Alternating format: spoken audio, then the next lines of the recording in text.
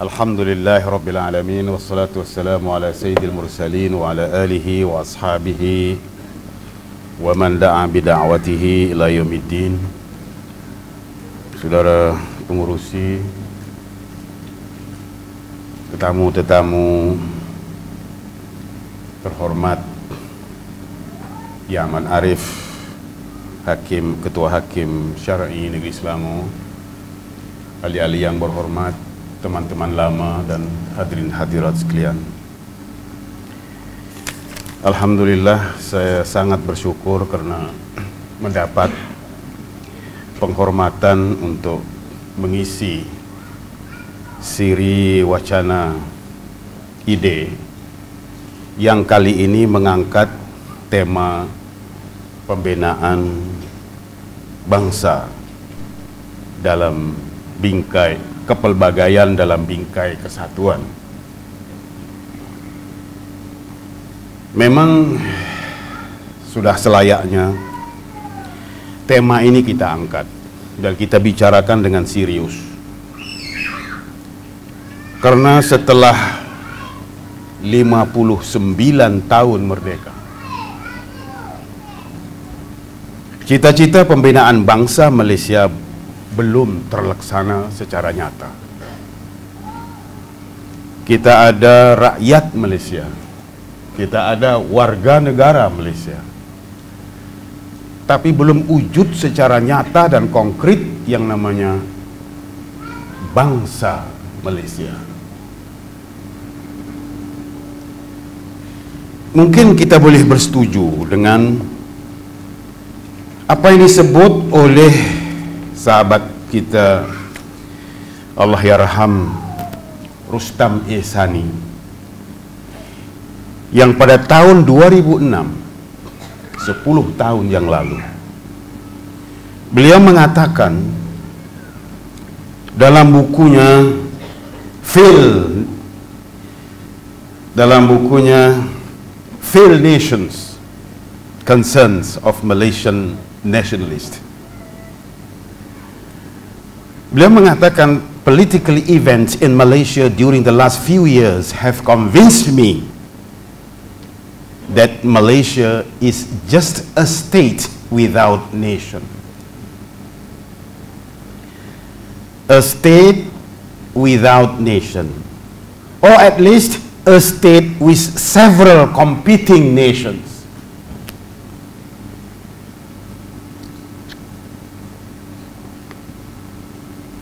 Rustam Ehsani menyebutnya sebagai concerns of Malaysian nationalists. Tapi hati kecil saya mengatakan, apakah ini bukan suatu aib nasional? Setelah hampir 60 tahun, kita masih berbicara soal perpaduan kaum, integrasi nasional, tapi belum dengan yakin kita berbicara tentang bangsa Malaysia.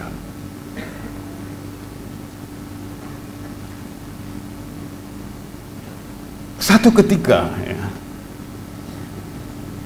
kita agak serius berbicara tentang gagasan bangsa Malaysia.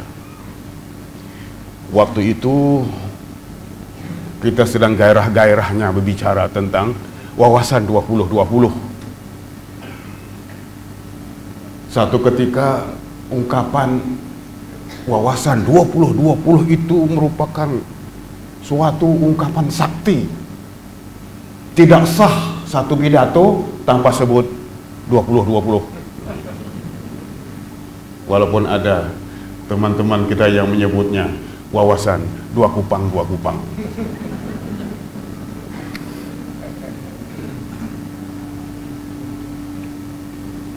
Pentingnya wawasan ini karena pembinaan bangsa Malaysia mendahului urutan sejumlah cabaran yang harus ditangani. Dalam wawasan tersebut pembentukan bangsa Malaysia disebut sebagai bangsa Malaysia yang bersatu, sejahtera, terintegrasi wilayah-wilayah dan kelompok-kelompok etniknya, menikmati kehidupan bersama yang sepenuhnya berasaskan persamaan hak dan keadilan, membentuk sebuah bangsa Malaysia dengan rasa taat setia dan pengabdian yang tidak berbelah bagi terhadap bangsa tersebut. Saya rasa wawasan 2020 dalam keadaan seperti sekarang ini ya hanya ibarat mantra yang kehilangan sakti. Orang tak sebut dah 2020 ni.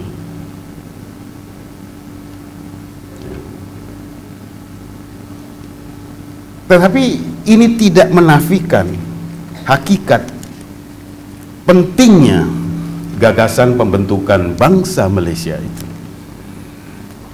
Dan yang menimbulkan keprihatinan kita ialah bahwa kepedulian terhadap gagasan bangsa Malaysia itu musim-musiman. Ada waktunya kita serius, ada waktunya kita lebih bergairah berbicara tentang sentimen perkauman. Dan rupa-rupanya semangat perkauman itu masih disimpan dan diledakkan pada waktu terdesak. Ia tidak dimatikan betul semangat perkauman itu, disimpan. Bila terdesak, maka sentimen perkauman itu dibangkitkan. Dan ini mengganggu kelancaran usaha membina bangsa Malaysia. Kadang-kadang ada sentimen lain yang mengatasi sentimen nasional. Misalnya sentimen parti. Terkesan adanya sikap lebih mementingkan parti dari negara gitu. Dan rupanya ini satu gejala yang tidak cuma wujud di Malaysia. Ada orang-orang parti lebih parti daripada negaranya. Saya menemukan buku ini di kedai, The Parties versus the People, How to Turn Republicans and Democrats into Americans.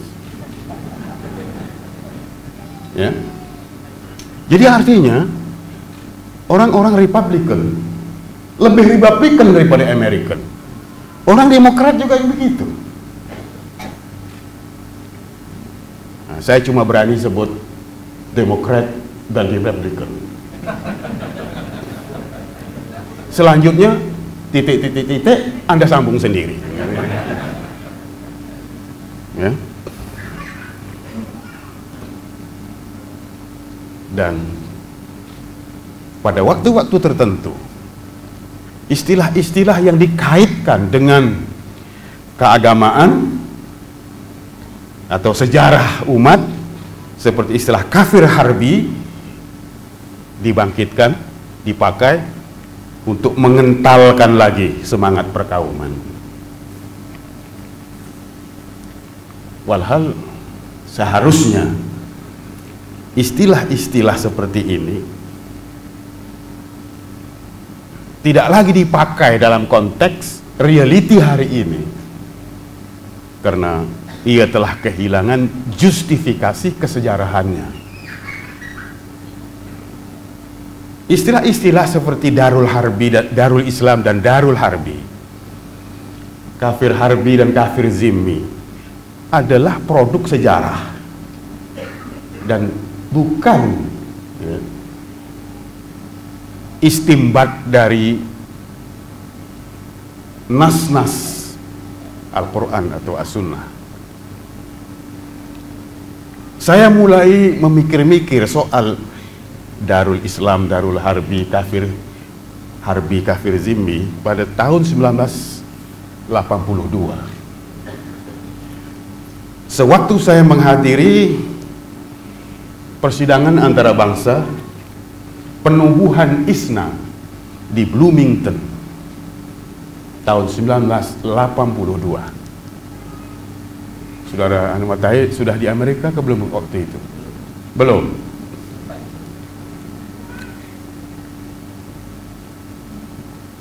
Waktu itu saya berkesempatan untuk menghadiri penubuhan Islamic Society of North America di Bloomington, dan sangat bernasib baik karena dari hotel ke tempat convention saya mendampingi almarhum Profesor Dr. Hasan Turabi. Beliaulah tetamu dalam persidangan ini. Kebetulan hari itu hari Jumat, jadi diadakan sholat Jumat di tempat persidangan, dan yang naik mimbar untuk menyampaikan khutbah ialah Dr. Hasan At-Turabi dari Sudan. Itulah satu-satunya khutbah yang saya tak pernah lupa. Khutbah lain saya lupa. Gak, biasanya sewaktu imam naik mimbar saya tidur. Tapi yang ini saya tidak tidur. Saya ingat sampai sekarang apabila beliau mengatakan kepada masyarakat Islam Amerika Syarikat, beliau mengatakan, sekarang kita rombak pembelahan dunia ini, sistem pembelahan dunia ini kepada Darul Islam dan Darul Harbi. Sebab realitinya Anda di Amerika dibenarkan untuk melakukan kegiatan Islam sebebas-bebasnya. Kebebasan yang Anda tidak nikmati di negara-negara Islam dari mana Anda berasal. Di Mesir pun Anda tak dapat kebebasan seperti yang Anda nikmati di Amerika dalam melaksanakan kegiatan-kegiatan Islam. Apakah negara seperti ini yang kita harus namakan Darul Harbi? Jadi harus ada perombakan ya, terhadap pembelahan dunia kepada Darul Islam dan Darul Harbi. Karena ini ada banyak kesan negatifnya apabila kita melabel negara-negara seperti Amerika, seperti United Kingdom sebagai Darul Harbi, sah kita ini teroris. Ya, sebab kita nak memerangi mereka. Walhal ya, tidak semua ulama Islam menggunakan skema ya, pembelahan seperti itu. Ahli-ahli mufassirin seperti Asy-Syashi, Al-Qaffal Asy-Syashi. Al-Qaffal Asy-Syashi abad ke-4 Hijrah, yang kemudian dilanjutkan oleh Al-Fakhrur Razi. Mereka tidak menggunakan pembahagian dunia kepada Darul Islam dan Darul Harbi, tapi menggunakan istilah Darul Islam dan Darul Dakwah. Dan mereka merasakan ini sebenarnya yang lebih asli dan lebih tulen, yang betul-betul merupakan semangat dari Al-Quran. Dan umat di dunia ini ya, tidak disebut sebagai umat Islam dan umat Harbi, tapi umatul ijabah dan umatul dakwah. Yang sudah menerima Islam itu umatul ijabah, mereka umat Islam. Yang belum menerima yang bukan Islam, mereka bukan umat harbi, mereka adalah ummatul dakwah, umat yang harus kita dakwah. Al-Quran tak suruh kita bunuh yang tidak Islam ini, disuruh dakwah kan. Semangat yang betul-betul yang tulen dari Al-Quran itu kan kita disuruh mendakwah mereka yang tidak Islam. Itu. Tapi itu semacam hilang. Karena itu mereka disebut ummatud dakwah. Dan apabila kita memakai premis ini bahwa mereka adalah ummatud dakwah, maka secara konsekuensial cara main atau aturan mainnya ialah ud'u ila sabili rabbika bil hikmati wal mau'izatil hasanah.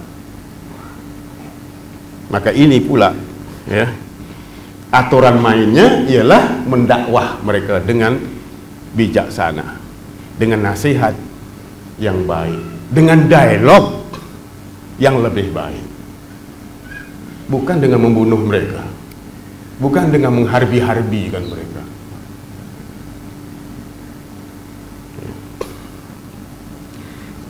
Itu dari segi pembelahan dunia ini kepada Darul Islam dan Darul Harbi. Dan demikian juga lah soal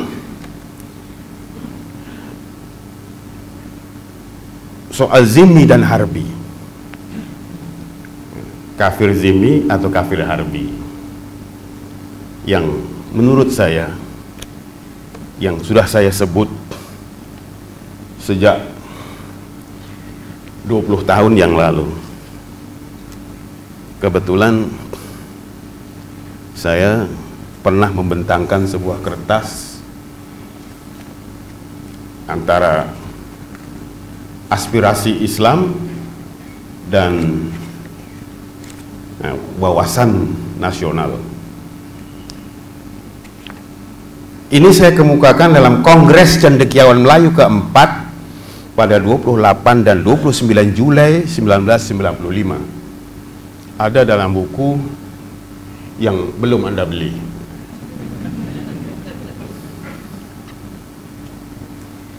Kalau 1955 artinya 20 tahun. Ya, 20 tahun ya. Saya lemah matematik. Tapi lemah matematik pun sudahnya jadi profesor juga. Saya tak tahu apa politiknya, maka saya diangkat jadi profesor gitu. Tapi hati kecil saya mengatakan, agaknya orang-orang seperti Syahrudin Badarudin, dia malu dipanggil profesor kalau saya tidak gitu.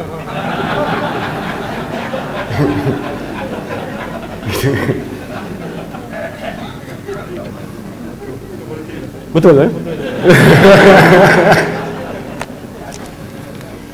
Oke. Jadi sejak itu ya, saya sudah mengatakan bahwa pemakaian istilah ini sudah tidak relevan. Jadi 20 tahun yang lalu saya mengatakan dalam menangani isu kedudukan, hak dan tanggung jawab warga negara bukan Islam, wujud kecenderungan merujuk karya-karya klasik tanpa mengambil kira konteks zaman dan situasi yang berbeza. Karya-karya klasik umumnya membicarakan isu tersebut dalam konteks zaman keunggulan kuasa politik Islam yang terhasil dari kemenangan-kemenangan ketenteraan dalam gerakan Al-Futuhat Al-Islamiyah. Karena itulah orang-orang bukan Islam yang memilih untuk menjadi warga negara Darul Islam disebut sebagai golongan zimmi, yaitu yang dilindungi. Istilah yang mengandungi indikasi bahwa mereka adalah golongan yang lemah. Penamaan dan pelayanan sedemikian terhadap orang-orang bukan Islam dalam konteks reality zaman tersebut memang mempunyai justifikasinya sendiri. Tetapi mungkin sudah tidak sesuai lagi diaplikasikan secara mentah dalam konteks orang-orang bukan Islam di Malaysia hari ini. Usaha membina bangsa Malaysia yang bersatu mungkin sukar dijayakan tanpa merombak gaya pandang terhadap orang-orang bukan Islam yang terpaku pada skema pengkategorian klasik zimmi dan harbi. Dalam konteks Malaysia hari ini, mereka bukanlah golongan minoriti lemah yang perlu dilindungi. Mereka adalah warga negara penuh, sama seperti orang-orang Islam. Mereka juga merasa sebagai co-founders of a modern state, pengasas bersama sebuah negara baru, Malaysia merdeka. Dalam konteks sejarah, zaman empire, termasuk empire Islam, memang aturan mainnya ialah tak ada persempadanan. Yang di luar kita semuanya harbi. Dan itu bukan pandangan empire Islam saja, empire lain juga bersikap begitu. Sempadan tidak ada. Sempadannya ialah di mana tentara-tentara mereka tersekat, berhenti, tak boleh maju lagi. Nah, itulah sempadannya. Jadi yang di luar itu harbi. Begitu, mereka tidak mengenal, belum mengenal yang namanya muwatanah ataupun kewarganegaraan. Jadi karena itu ada pembahagian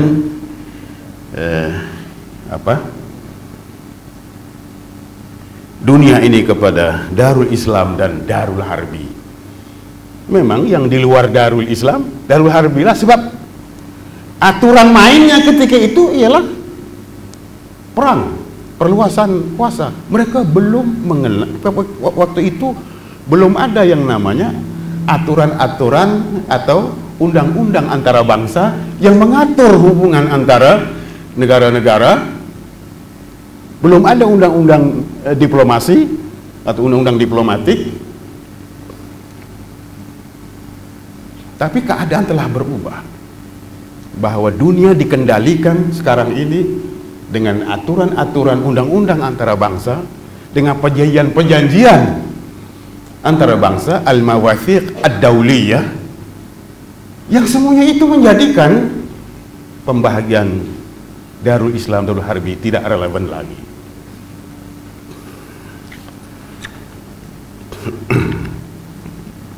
Jadi begitulah yang disebut oleh Dr. Muhammad Abdul Rauf, bahwa dengan pemikiran politik nasional modern dan keruntuhan kuasa Islam serta anjuran antara bangsa tentang hak-hak asasi manusia, istilah zimmi telah hilang implikasi tradisionalnya.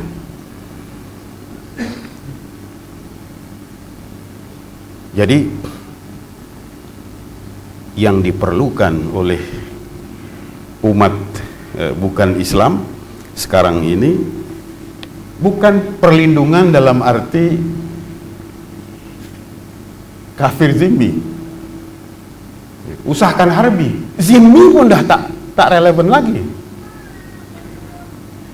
Yang mereka perlukan adalah power sharing. Yang mereka perlukan adalah perkongsian kuasa dalam sebuah negara majemuk seperti Malaysia. Sejauh mana ruang untuk power sharing ini dibenarkan oleh Islam, itu ada fikihnya yang harus kita pelajari. Jadi saudara-saudara sekalian,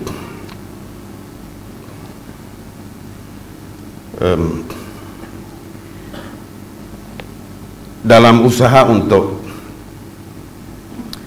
membina bangsa Malaysia, kita harus tinggalkan premis pemikiran zimmi harbi. Kalau tidak, takkan jadi bangsa Malaysia ini. Ya, marah sedikit harbi. Marah juga, bila nak jadi bangsa Malaysia ini, kalau asyik berharbi-harbi ini. Jadi syaratnya kita harus dengan jujur menghentikan cara yang saya sebut sebagai jelmaan dari sejarah dan bukan dari nas, dari istimbat nas. Jadi kalau bukan harbi, bukan zimmi, lalu apa mereka? Mereka adalah muwatinun, mereka adalah warga negara. Cuma istilah warga negara itu,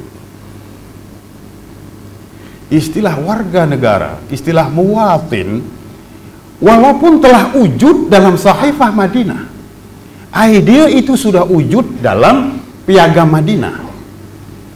Tapi oleh karena Piagam Madinah tak dapat berkembang sampai matang karena pengkhianatan Yahudi, dan politik Islam ketika itu telah berubah menjadi empire dan dalam Al-Futuhat Al-Islamiyah, maka idea muwatin, idea kewarganegaraan itu hilang dan timbullah satu istilah harbi zimmi, muahid.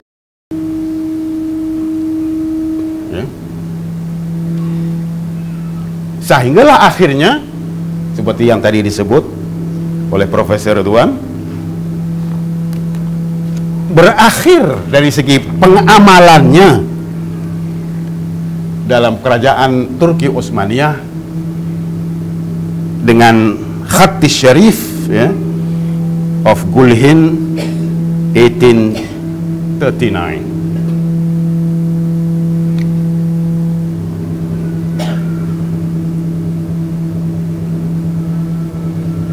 Ini salah siapa nih?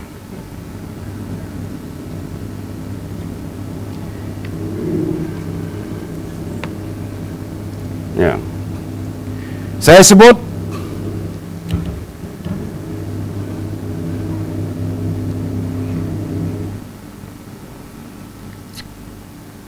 mengenai fakta ini, saya petik dari Al-Ghunaimi.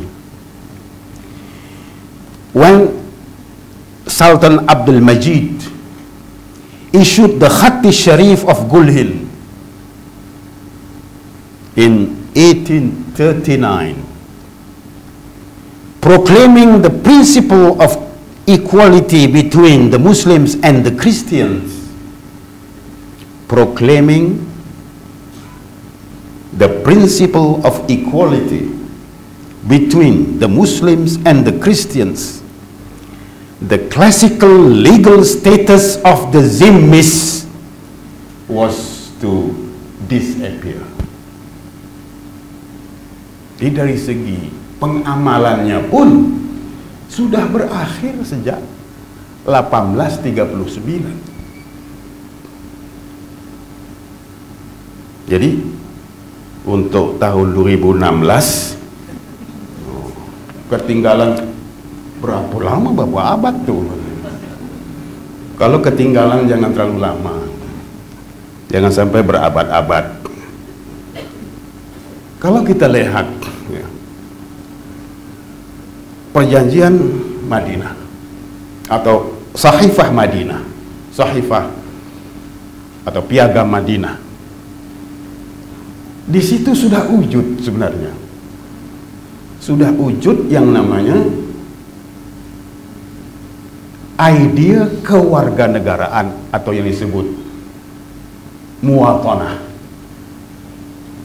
Sudah ada yang namanya lokasi geografis daerah Madinah. Sudah ada yang namanya iqamah, residence, penempatan orang yang tinggal di daerah itu. Sudah ada satu aturan Sahifah Madinah itu sendiri yang mengatur kehidupan warga lokasi geografis yang namanya Madinah. Jadi ini berarti suatu idea muwatanah, citizenship, kewarganegaraan. Ada orang yang mengatakan, sudahlah, jangan pakai pelembagaan Madinah, itu suatu yang terlalu simple untuk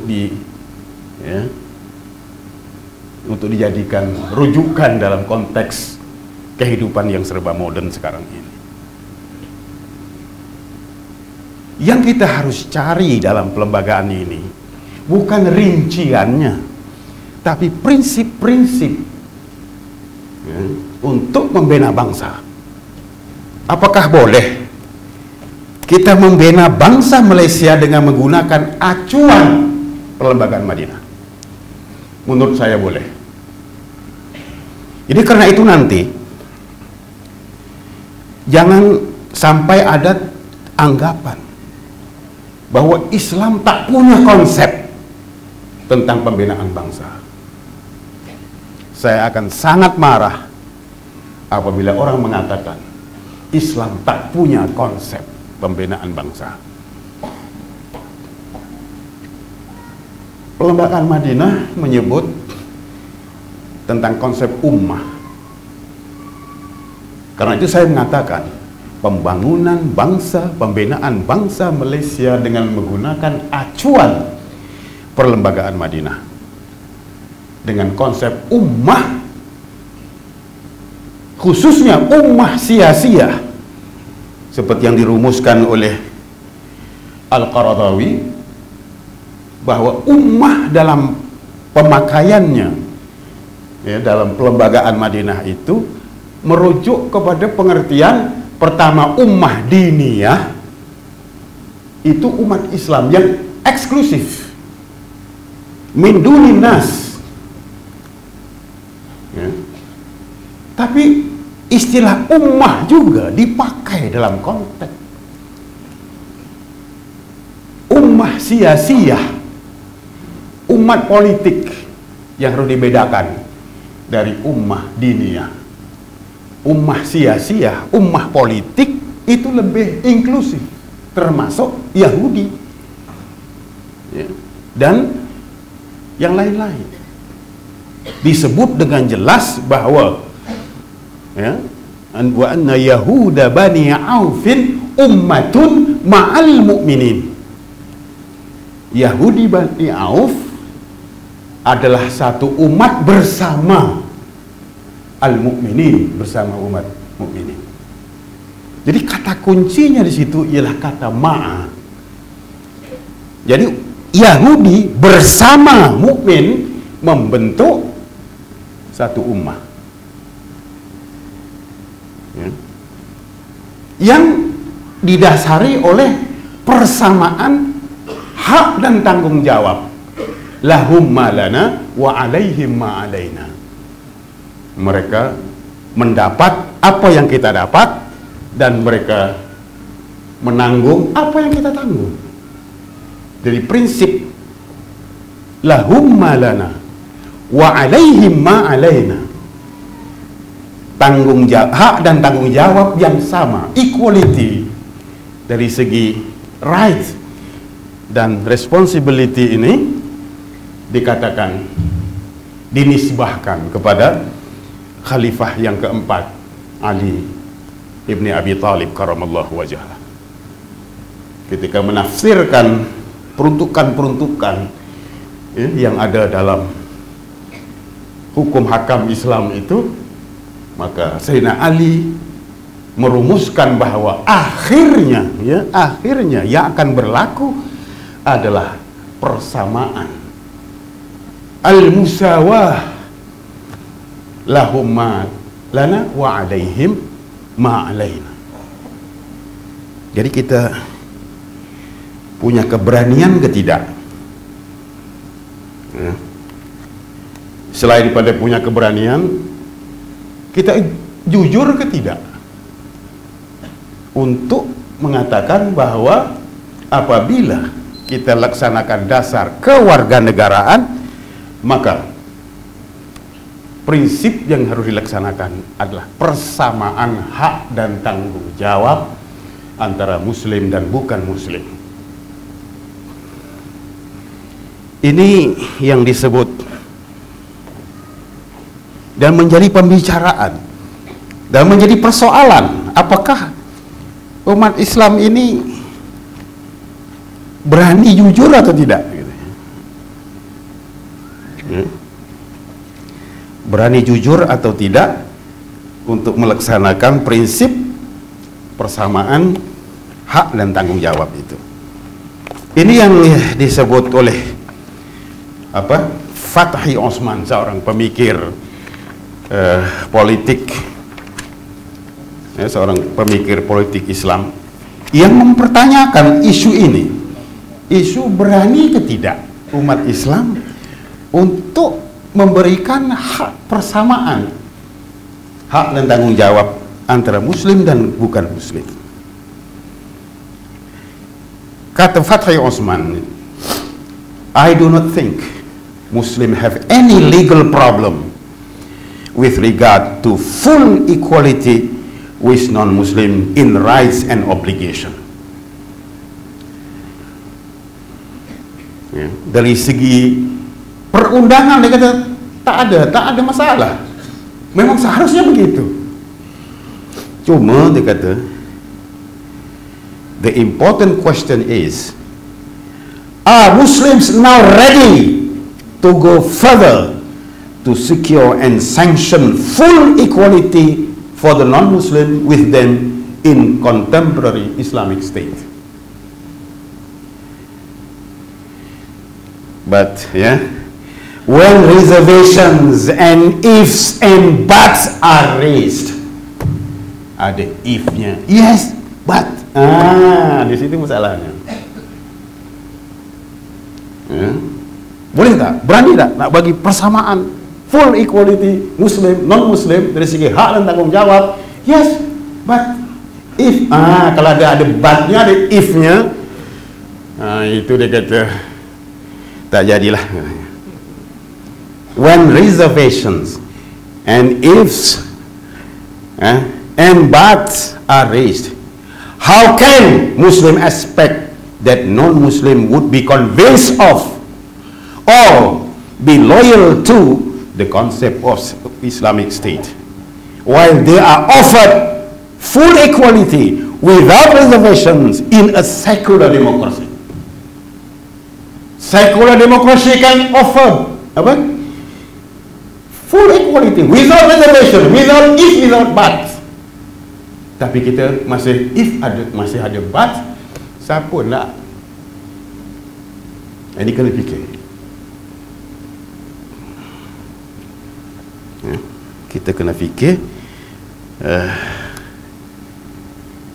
tentang keberanian dan kejujuran. Jadi saudara sekalian, dalam perlembagaan Madinah ada ummah diniyah, ada ummah siyasiyah. Yang namanya ummah siyasiyah meliputi semua, inklusif.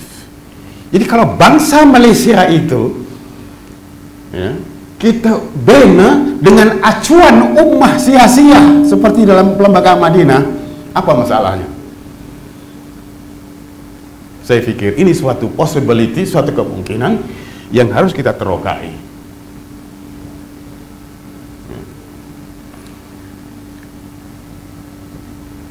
Dan kewarganegaraan negara Madinah itu terkait dengan lokasi geografis tertentu. Ummah diniyah itu lebih luas, meliputi mereka yang di luar Madinah.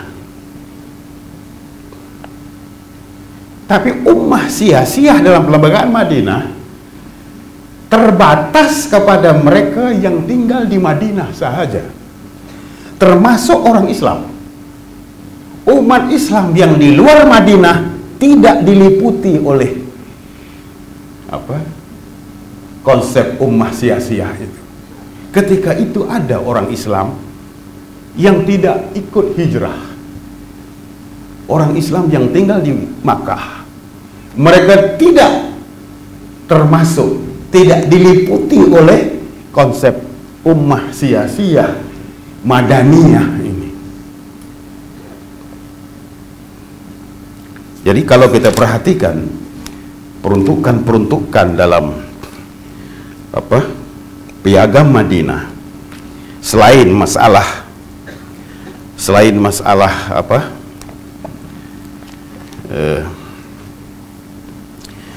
konsep ummah, ialah ruang untuk kepelbagaian jati diri, ta'addudul huwiyah. Yang Muslim terus Muslim, yang Yahudi kekal Yahudi, malah yang Aus dan yang Khazraj, yang Quraisy teruskan ke Quraisyannya, ke Ausannya, dan ke Khazrajannya. Tak ada peruntukan yang memaksa mereka meleburkan jati diri Aus atau Khazraj atau Quraisy atau Muslim atau Yahudi. Tak ada peruntukan yang memerintahkan atau yang meminta mereka meleburkan jati diri mereka. Jadi artinya orang Aus boleh terus jadi Aus, Al-Ausi, Al-Khazraji, Al-Quraisy, boleh aja. Ya. Jadi ini yang namanya kepelbagaian jati diri, ta'addud al-huwiyah, tetapi semua mereka itu berada dalam bingkai kesatuan, prinsip-prinsip persamaan dan tanggung jawab dan hak dalam Sahifah Madinah. Karena itu kita tidak perlu memaksa orang masuk Melayu. Kita perlu memaksa siapa-siapa menukar jati dirinya. Jadi orang Cina boleh meneruskan gaya hidup dan budaya kecinaannya, orang India boleh meneruskan gaya hidup dan budaya keindiaannya, begitu juga Melayu. Tapi kita semua disatukan oleh bingkai kesatuan yang berupa shared values and commitments. Ya. Nilai-nilai dan komitmen yang dikongsi bersama. Jadi saya gunakan ungkapan shared values and commitments. Nilai-nilai dan komitmen yang dikongsi bersama, yang mungkin telah ada asas-asasnya, seperti rukun negara misalnya, seperti bendera, seperti lagu negaraku, dan seperti dasar pendidikan negara, dasar bahasa, dasar kebudayaan. Semua ini boleh menjadi asas kalau dilaksanakan dengan jujur dan konsisten. Dan ini dilakukan oleh negara-negara lain. Tadi disebut oleh Profesor Syahrudin tentang Indonesia. Di Indonesia ada satu konsep yang namanya wawasan Nusantara. Wawasan Nusantara ini adalah shared values and commitment yang menyatukan ribuan pulau dan ribuan etnik Indonesia, yang mereka ungkapkan dengan Bhinneka Tunggal Ika itu. Jadi kita masih boleh terus terokai, terus terokai the shared values and commitment ini. Jadi saudara sekalian, itu yang kita maksudkan dengan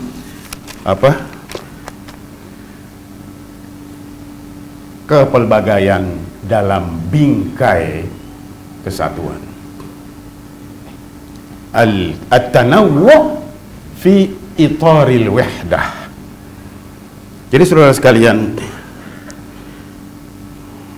untuk menjayakan impian bangsa Malaysia yang saya yakin Islam mampu menyumbang. Islam harus mampu menyumbang ke arah gagasan ini. Dan itu bukan bid'ah. Jangan dibid'ahkan.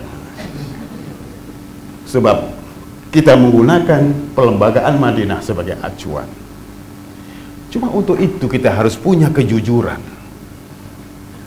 Membuang dan meninggalkan unsur-unsur yang mempertajam perkauman atau yang melukai kaum-kaum lain, termasuk yang kita warisi dari datuk nenek. Ya, umpamanya kata-kata seperti kalau berjumpa keling dengan ular, ya, bunuh mana dulu, ya? Kalau berjumpa keling dengan ular, bunuh keling dulu. Apa saudara pikir orang tidak tersinggung dengan kata-kata seperti itu? Dan ternyata belum lama ini masih dipakai di Dewan Undangan Negeri Perak. Mana orang Perak minta saksi orang Perak ni. Ya. Kalaulah ini dilaksanakan betul, kalau ini dilaksanakan betul, kan yang akan jadi korban yang berhormat Senator Makno Manuti.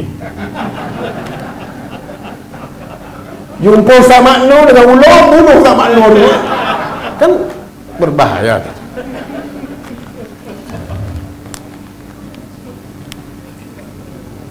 Ya, saya berani sebut begitu sebab baru-baru ni dia balik kampung. Dia tu boleh tak cerita kat kita. Dia balik kampung. Okey. Dan dalam fikih kita, ya, dalam fikih kita harus berani membuang unsur-unsur resis dalam fikih.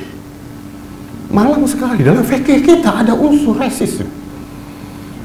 Saya dulu kecil-kecil dididik jangan mencuri. Oh, berdosa mencuri. Tapi kalau curi barang di kedai Cina tak apa. Jadi ini fikih dari mana nih?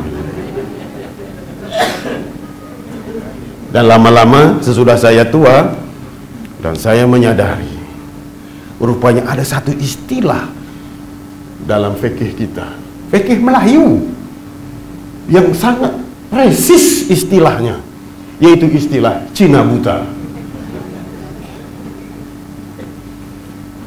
Dan yang menyulitkan ialah istilah ini ada dalam kitab Jawi. Dan orang Melayu memang tak mengenal istilah lain selain Cina buta. Disebut muhallil, berapa kerat Melayu yang paham? Dia tak tahu. Tapi Cina buta, dia tahu.